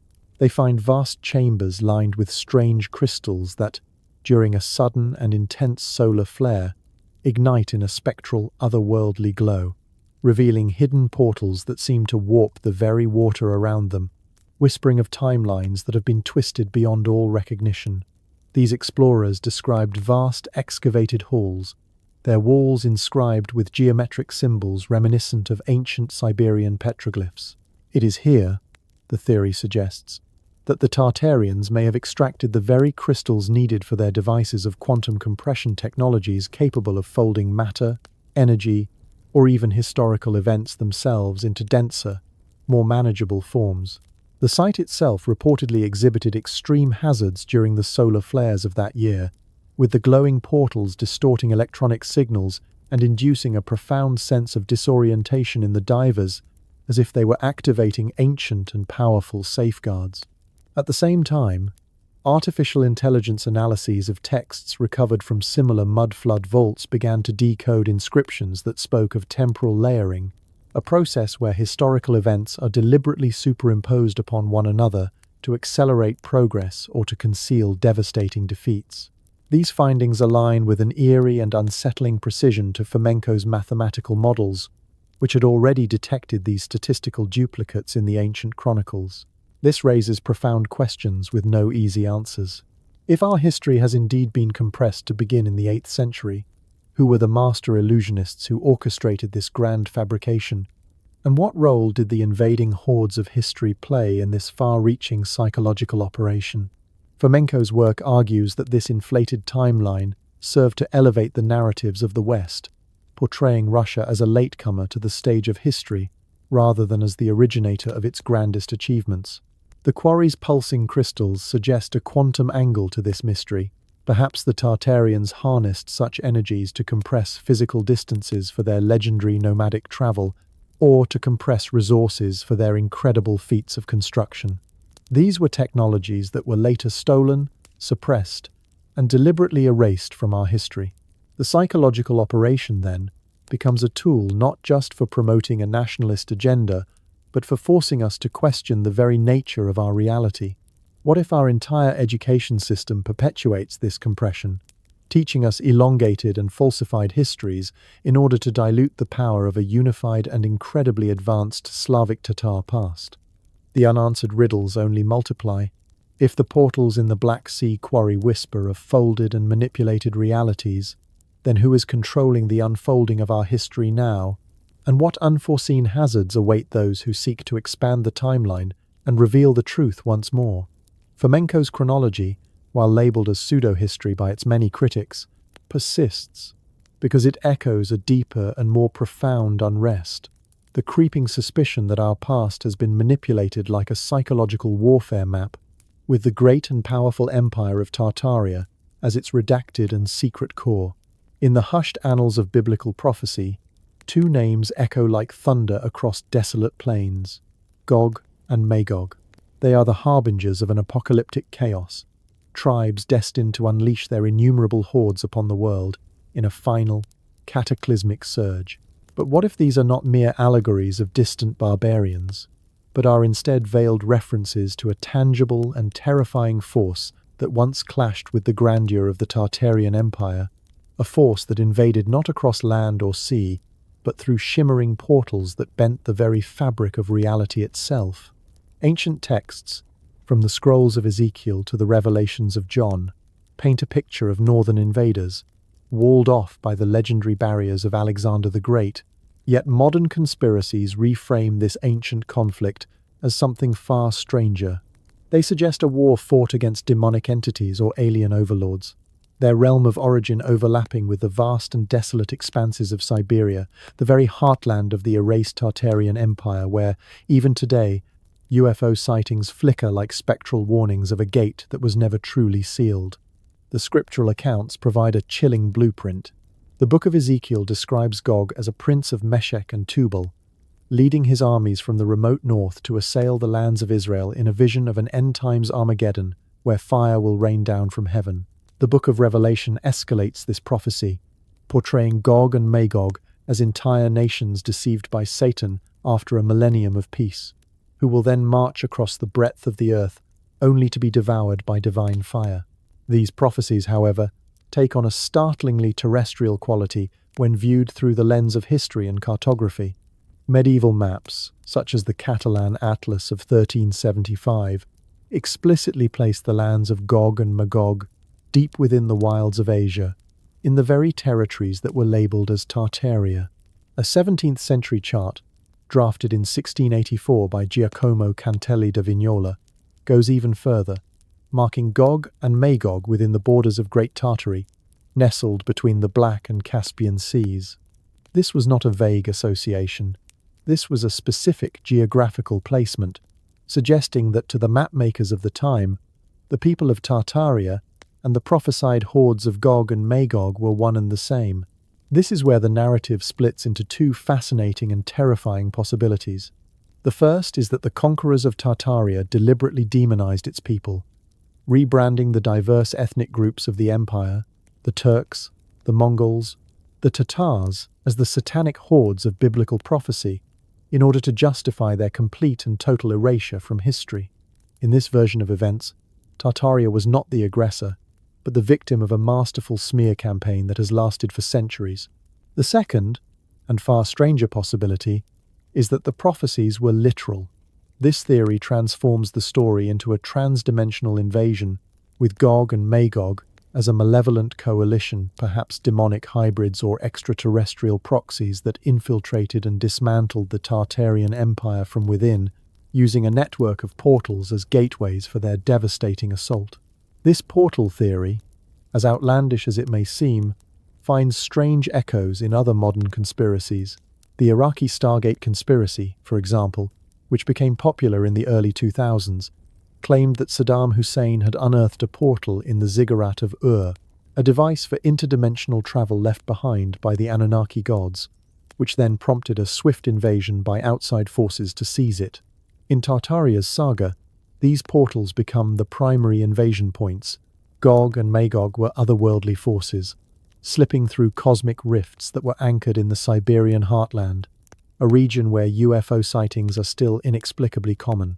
Reports from the 1980s, such as the Dalnogorsk incident of 1986, described a spherical object crashing and leaving behind exotic alloys that were analyzed as non-terrestrial, all of this occurring near the historical edges of the Tartarian maps. More recent videos on social media platforms show strange alien craft hovering over Siberian lakes, tying these anomalies back to the ancient stargates and the Sumerian lore of the Anunnaki gods, who descended to Earth through celestial gates. Were Gog and Magog the true form of these gods, their invasion of Tartaria a forgotten chapter in a long and secret cosmic war? This otherworldly conflict is said to have reached a symbolic and ritualistic climax in our own time, at the opening ceremony of the 2014 Sochi Olympics. The lavish spectacle, which was held in Russia, the modern heir to the Tartarian lands, is dissected by theorists as a coded retelling of Tartaria's fall to the forces of Gog and Magog. The ceremony featured massive floating structures that morphed into the Olympic rings, one of which famously failed to open. This was interpreted not as a technical glitch, but as a deliberate and symbolic representation of a portal being breached. The entire event depicted a harmonious and beautiful city being threatened by dark and powerful forces that emerged from shadowy voids, forces that were triumphant at first, but were ultimately overwhelmed. The symbolism was not lost on those who were looking for it. The proximity of Sochi to the Black Sea, near the very zones that were labelled as the lands of Gog and Magog on the ancient maps, suggested a ritualistic and public reveal of a long-hidden history. The identity of these invaders remains the most profound part of the mystery. Were they demons, or were they aliens? Perhaps the two are not mutually exclusive. Psychic experiments conducted at the Bosnian pyramids in the year 2025 have reportedly yielded visions that deepen this connection. Participants described seeing terrifying Tatar demon apparitions, colossal figures on horseback emerging from swirling, chaotic voids, their eyes glowing with an infernal light as they commanded great surges of energy that seemed to warp reality itself. These visions echo the Quran's tales of tunneling hordes, suggesting that Tartarian shamans may have wielded demonic forces of their own, or perhaps alien allies disguised as such, to safeguard their migratory paths through a hostile world. The portals, then, were a double-edged sword, a tool for the Tartarians, and a gateway for their enemies. The ultimate question that remains is whether these gates were ever truly sealed. The UFO surges over Siberia, the coded rituals of the modern age, and the persistent whispers from ancient prophecies all suggest that the conflict is not over. As we sit in the quiet of the night, we are left to ponder a chilling thought. Are we the descendants of those who sealed the gates, or are we simply the next in the path of the invaders? Envision the mist-shrouded shores of a vanished Pacific landmass, where crystalline citadels once rose from emerald waves, their inhabitants wielding knowledge that bent the stars to their will. Imagine that this paradise, known to some as Mu, and to others as Lemuria, was dragged beneath the ocean by seismic convulsions, its wisdom scattered as its survivors fled across the globe to seed new empires. This vision, so often relegated to the realm of myth, beckons us to trace its ethereal threads to the heart of the Tartarian Empire, suggesting not a series of isolated and unrelated legends, but a profound and interconnected chain of civilizations. In this chain, each great empire builds upon the fragmented ruins of the last, their shared and sacred secrets veiled by the passage of time and the deliberate hand of obscurity. The story of Mu, first popularized in the modern era by the 19th century occultist James Churchward, emerges as a Pacific paradise that predated all of known history by tens of thousands of years. Churchward claimed to have deciphered ancient tablets in India that described Mu as a land of advanced harmony, where telepathy and levitation were commonplace, and where great pyramids served not as tombs, but as powerful energy beacons. This was the motherland, a land of advanced spiritual and technological harmony, whose people colonized the entire world before a catastrophic pole shift and a series of volcanic upheavals sank their continent beneath the waves.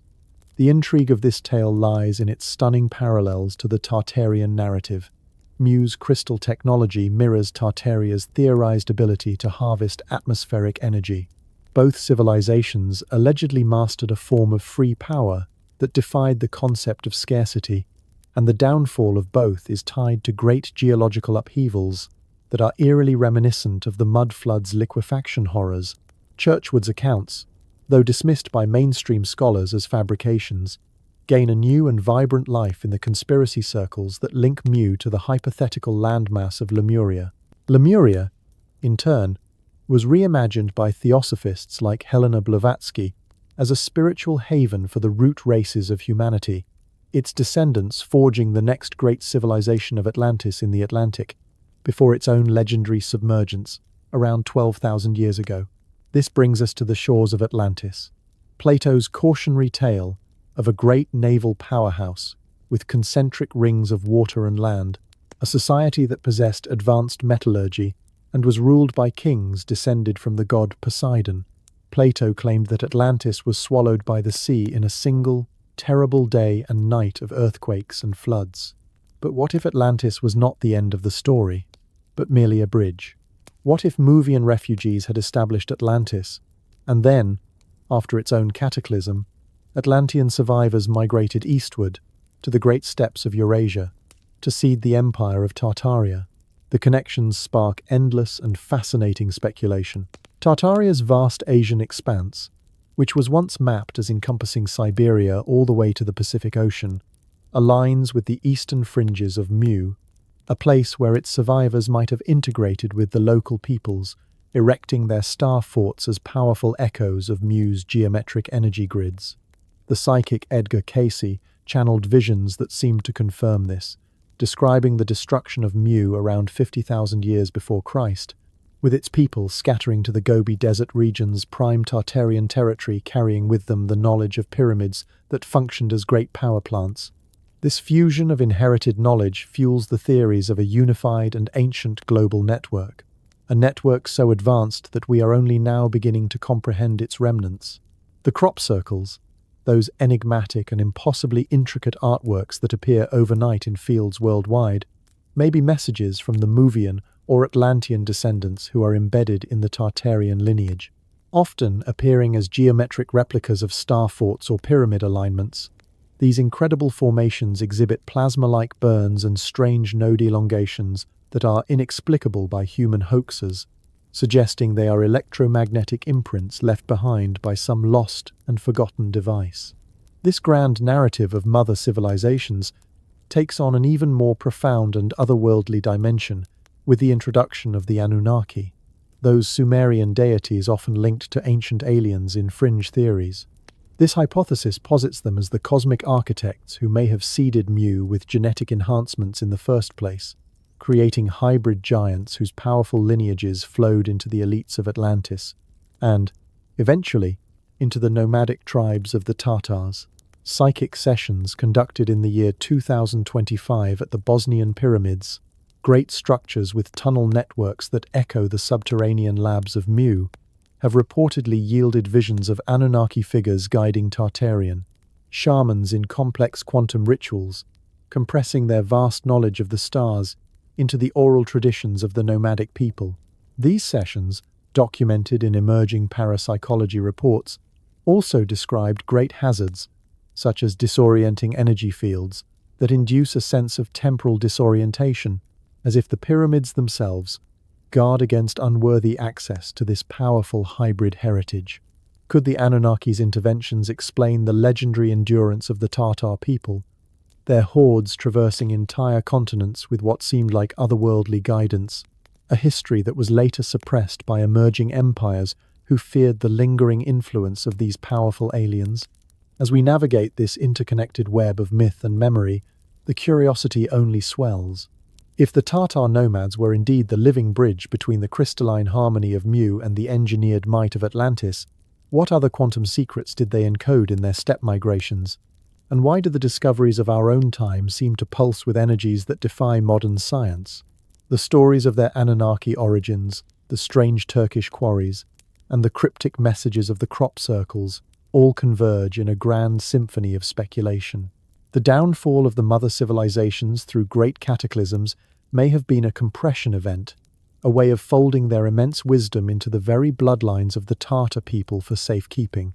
The psychic visions from the Bosnian pyramids, with their images of giants guiding the hordes through quantum veils, prompt us to endless pondering.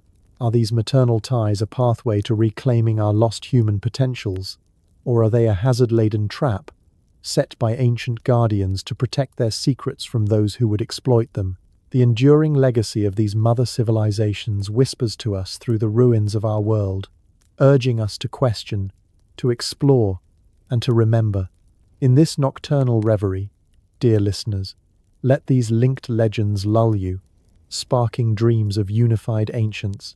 What submerged secrets await discovery, uniting these realms in a grand, cosmic narrative?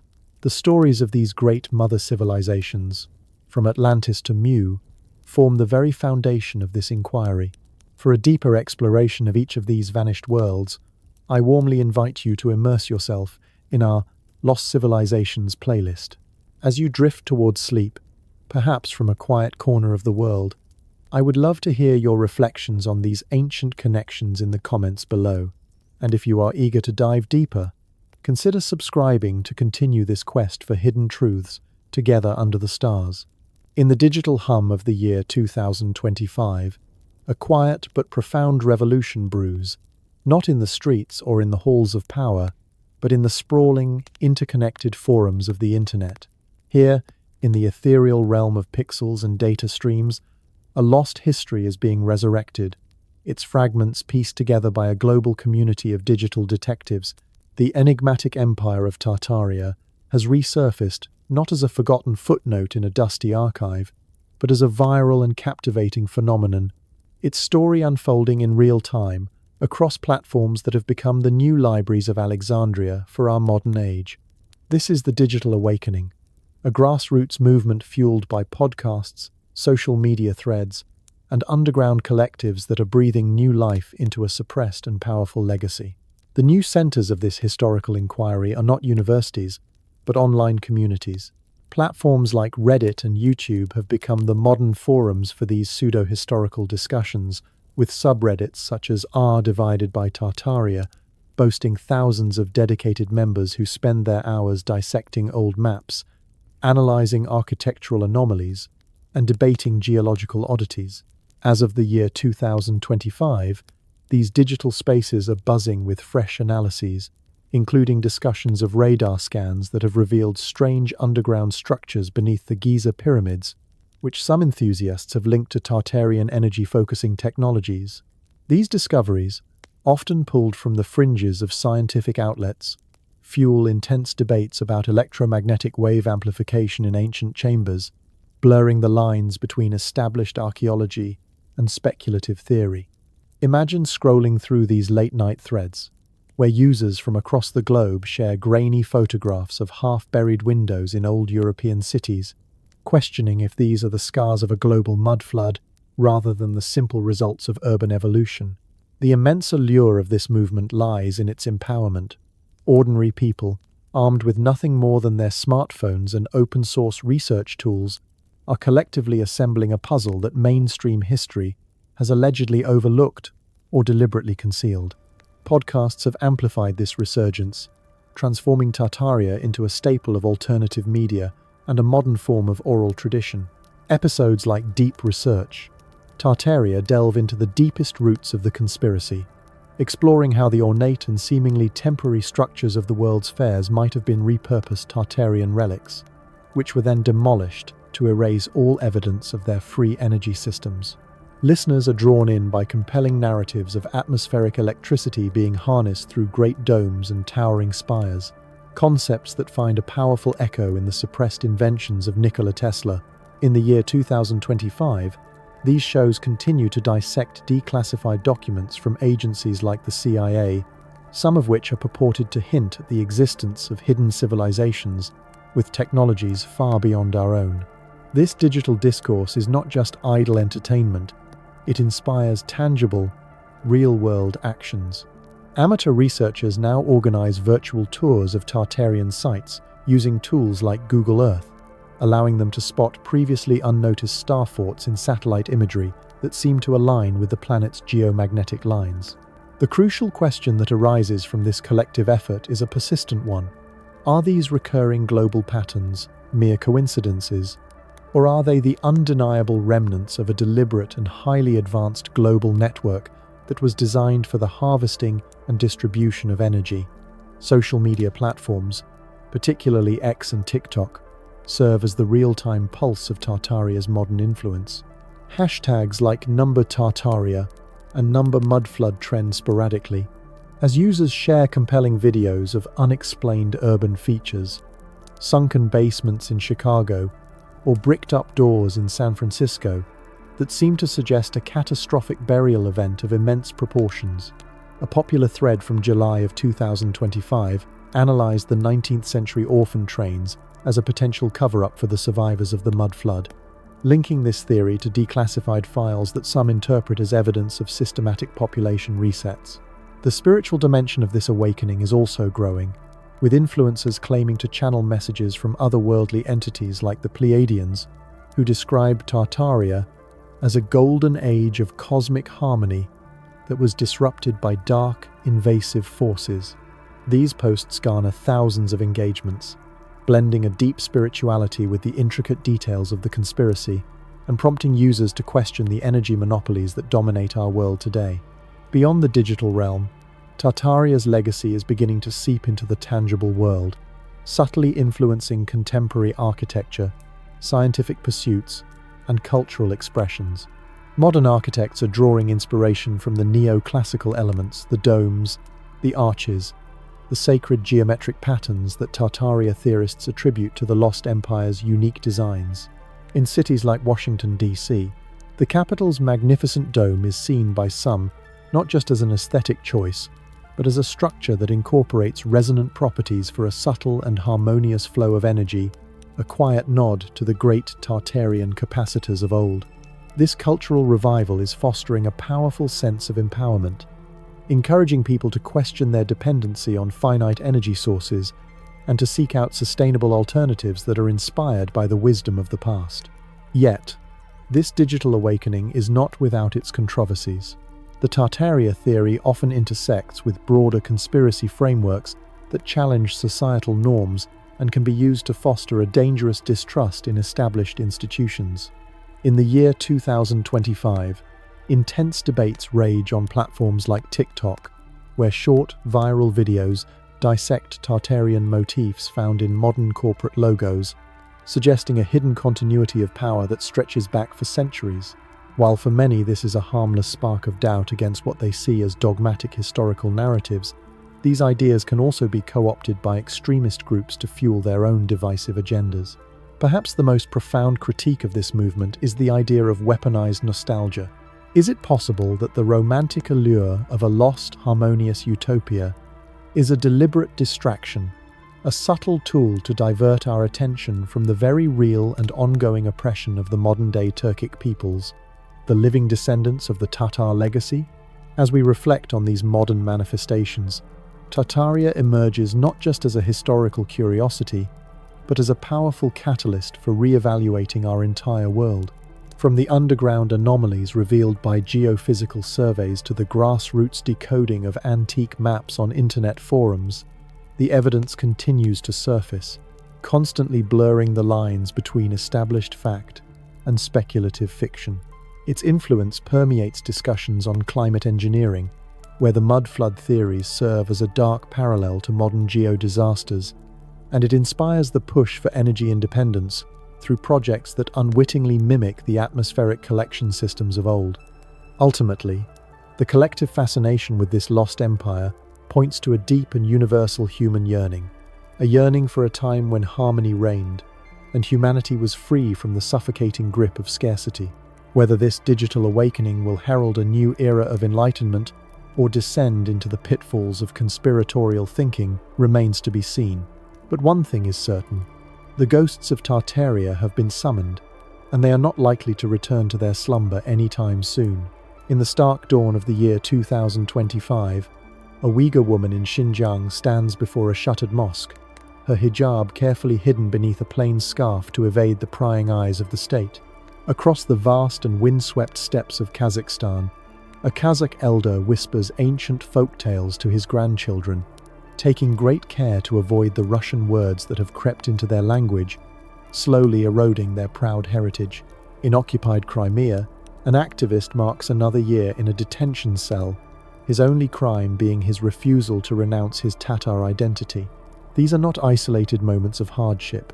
They are threads in a vast and chilling tapestry of systematic oppression, a modern campaign of erasure, targeting the Turkic descendants of the very people we have come to know as the Tartarians. As the digital world buzzes with romantic theories of a lost utopian empire, the real, living tragedy unfolds in plain sight, and we must ask ourselves the most difficult question of all. Is the alluring myth of Tartaria a deliberate and masterful veil, a form of weaponized nostalgia designed to obscure these modern genocides? The Uyghurs, a Turkic people with deep linguistic and cultural ties to the historical Tatars, inhabit China's Xinjiang region, a land that was once a vibrant crossroads on the ancient Silk Road. Their rich heritage, steeped in the Golden Horde's unique blend of Islam and shamanistic traditions, now faces total annihilation. According to reports from organizations like Amnesty International in August of 2025, between 1 and 3 million Uyghurs have been detained in camps since the year 2014. Within these camps, they are subjected to forced labor, their hands compelled to work in the very cotton and solar panel industries that feed global supply chains. This is a calculated effort to strip a people of their identity, with their native language being replaced by Mandarin and their faith branded as a form of dangerous extremism. The ferocity of this suppression is staggering, and it forces us to consider a deeper motive. Theorists suggest that the Uyghurs' Turkic heritage, which is directly linked to the advanced technologies and resilient spirit of the Tartarians, poses a profound threat to an elite power structure that fears any resurgence of nomadic and spiritual independence. The Kazakhs, another Turkic kin, face a parallel struggle against cultural erasure. As descendants of the same Scythian roots as the Tatars, their nomadic traditions once dominated the steppes of Central Asia. Yet, the Soviet purges of the 1930s decimated a third of their population, a historical trauma that echoes in the present day. In the year 2025, a campaign of Russification continues to erode their identity, with schools being forced to enforce Russian curricula that sideline the Kazakh language and heritage. This mirrors the historical erasure of the Tatars, where the great achievements of the Golden Horde in trade and astronomy were deliberately credited to others in order to diminish their legacy. The fate of the Crimean Tatars serves as perhaps the most poignant and brutal example of this ongoing tragedy. In the year 1944, Stalin's regime accused them of collaboration with Nazi Germany and deported over 190,000 people to the desolate lands of Central Asia. Nearly half of their entire population, a staggering 46%, perished in this forced exile from starvation, disease, and exposure. This event is now recognized as a genocide by nations like the Netherlands, yet the persecution has not ended. Following Russia's annexation of Crimea in the year 2014, the Tatars have faced a renewed wave of oppression, with ongoing arrests, house searches, and bans on their cultural gatherings. It is within this context of real and present suffering that the viral phenomenon of Tartaria becomes so deeply problematic. The theory of weaponized nostalgia suggests that this entire narrative, while captivating, is a manufactured distraction. It shifts our focus from the very real and ongoing suppression of the Turkic peoples, the living descendants of the Tatar legacy, and directs our attention toward a romanticized and phantom empire. This distraction, it is argued, is no accident, but part of a much broader and older conspiracy. It aligns with the narrative that a hidden elite has long orchestrated such cultural genocides in order to maintain its control over humanity, hoarding the ancient knowledge of its victims. Yet, despite this relentless oppression, the legacy of the Tartarians refuses to die. It survives in the lingering echoes of their culture, in the small but powerful acts of resistance of their descendants. It is said that Uyghur women continue to weave their traditional, intricate patterns in secret, their stitches encoding the ancient stories of their star-guided ancestors.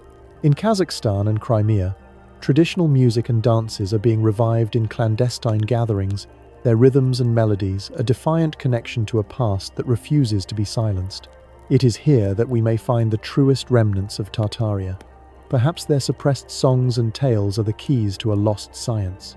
The healing frequencies said to be present in their music, the sacred geometric patterns in their textiles that may function as star maps, these are not just cultural artifacts. They may be the dormant seeds of a technology and a wisdom that were buried to prevent a nomadic and spiritual revival. The real legacy of Tartaria is not in the buried stones of its cities, but in the unbreakable spirit of its people. Their struggle is the final, living chapter of this great and mysterious story, and it is a chapter that demands our full and undivided attention. As the final embers of our exploration flicker in the gathering dusk, dear listeners, it is time to draw the threads of this extraordinary tapestry together. We have journeyed through the labyrinthine secrets of a realm that defies the confines of conventional chronicles, a world that whispers to us from beneath layers of mud and manipulated history. Here, where the veil between wakefulness and dreams thins to a whisper, let us linger for a moment on the forgotten truths we have unearthed, allowing them to resonate like distant echoes in a vast, uncharted cavern. Throughout our odyssey, we have peeled back the layers of deception to reveal a narrative far richer and more complex than the sanitized pages of the history books we were given. We have stood before the evidence of a cataclysmic mud flood, a viscous tide of earth, an enigma that stands as a pivotal force, not merely a geological quirk, but a potential harbinger of an orchestrated oblivion, burying great cities and silencing technologies that once harnessed the very breath of the atmosphere. We have marveled at the silent majesty of the star forts, those stellar sentinels etched into the landscape, their sacred geometries whispering of energies untapped and purposes deliberately concealed.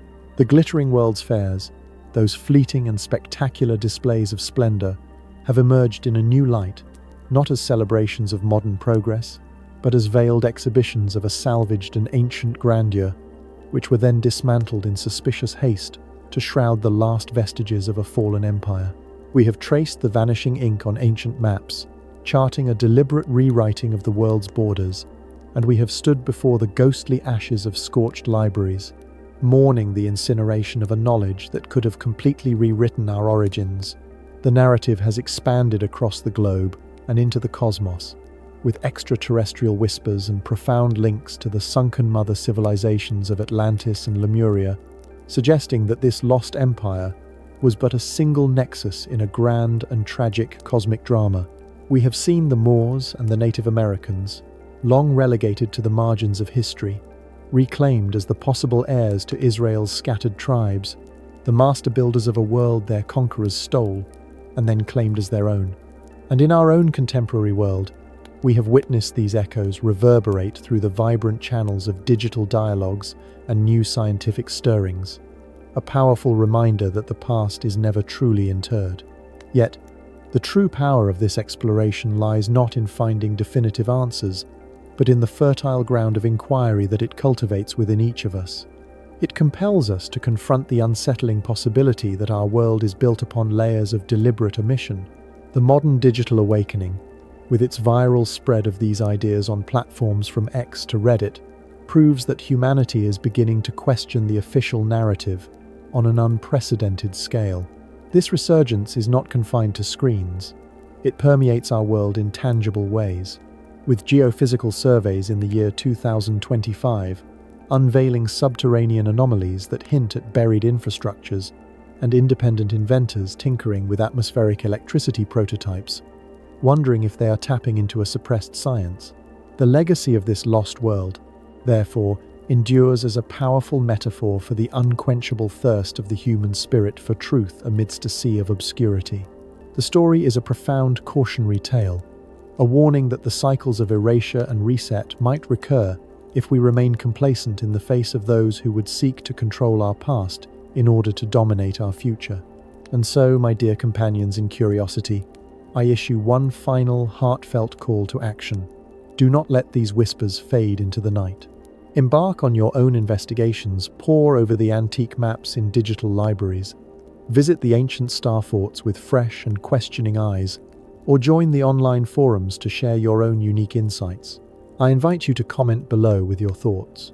What aspect of this grand and complex mystery captivates you the most? Have you, in your own travels or research, encountered anomalies that seem to echo these forgotten tales?